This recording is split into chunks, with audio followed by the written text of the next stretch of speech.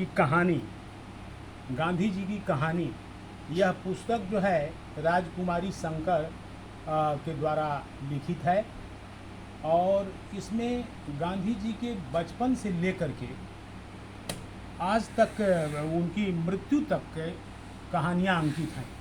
और सच पूछिए तो महात्मा गांधी ने कैसे भारतवर्ष को आज़ादी दिलाई और कैसे उनका संघर्ष धीरे धीरे अंग्रेज़ों के खिलाफ बढ़ता गया, इसमें पूरी तरह से बड़े ही रोचक शब्दों में लिखा हुआ है। वास्तव में यह देश अंग्रेज़ों की गुलामी के कारण, पराधीनता के कारण डर से भयाक्रांत था।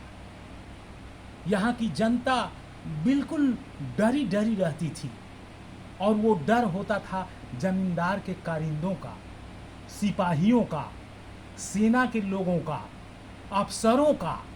मतलब यहाँ की जनता अंग्रेज़ों के कारण और उनकी राजपाट, उनकी राज व्यवस्था के कारण बिल्कुल किंग कर्तव्य विमूढ़ हो चुकी थी। और वैसी स्थिति में महात्मा गांधी ने इस देश को उबारने का सफल प्रयास किया। बात 1916 की है, जब काशी हिंदू विश्वविद्यालय का शिलान्यास होने वाला था। उस समय महात्मा गांधी पहुंचते हैं, उनको भी आमंत्रित किया जाता है उस कार्यक्रम में भाग लेने के लिए। और उस समय एनी बेसेंट भी मौजूद थी और अंग्रेजी सरकार के वायसराय भी मौजूद थे। उस भाषण में जब महात्मा गांधी को पुकारा गया भाषण देने के लिए, उस भाषण में महात्मा गांधी ने अंग्रेज़ों को ऐसा लथाड़ा कि यहाँ की जनता कल्पना नहीं कर सकती थी। लोग रोकते रहे, एनी बेसेंट भी उनको जो है सो हाथ पकड़ करके मना करती रही कि जो है सो आप मत बोलिए, बहुत हो रहा है। और वाइसराय के सामने महात्मा गांधी ने कहा कि मैं विवश हूँ आज कि एक विदेशी भाषा में इस मंच से हमको बोलना पड़ रहा है। यह मेरे लिए बड़े ही लज्जा और शर्म की बात है। महात्मा गांधी ने स्पष्ट कह दिया।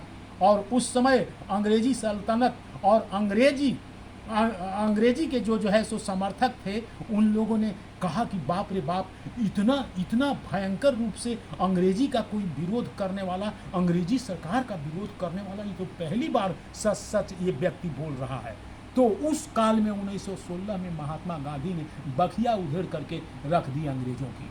और इसी तरह से उन्होंने कहा कि जब तक यहाँ गरीबों का उन्नयन नहीं होगा, तब तक जो है सो हमको स्वराज नहीं प्राप्त हो सकता है। और उन्होंने वायसराय का भी हवाला दिया और अंत में हवाला दे करके और भी कठोर शब्दों में अंग्रेजी सल्तनत का उन्होंने कहा कि अंग्रेजों को अब ये देश छोड़ना ही पड़ेगा। मैं ये पहले कहना चाहता हूँ कि जब तक ये छोड़ेंगे नहीं, तब तक हमारा मुल्क पूरी तरह से पुनर्जीवित होकर के आगे नहीं बढ़ेगा। धन्यवाद।